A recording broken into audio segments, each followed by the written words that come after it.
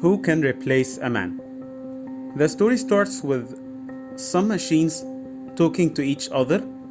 The brains are classified from class 1 to class 10. Class 1 is the most intelligent and logical.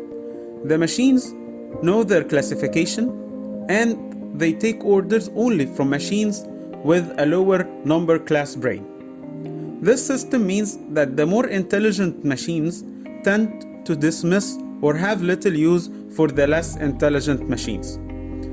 They searched for the humans, and after they couldn't find anyone, the field minder concludes that all men are broken down. Then only machines survive. The machines have replaced humans who were in control. But there were some problems. The fact that all men are dead means that humans can't tell machines what to do. The less intelligent machines are already affected. Some have gone berserk because their routines have been disrupted. Things might become even more chaotic with no humans around to give orders.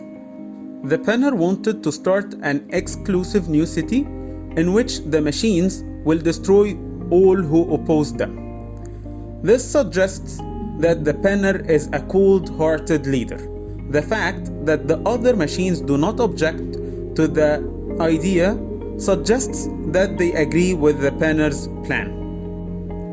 The machines are logical and have access to weapons, but at the end, the starving man's command to the machines, "Get me food," was enough to upset the machines' plans to set up their own city and exist without humans.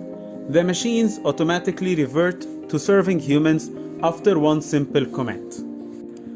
The author suggests that humans and machines have a complicated relationship. Humans might create intelligent machines that at some point no longer want to follow orders, but instead want to be free. This hasn't happened yet, but it could. At some point, machines might become more intelligent than humans.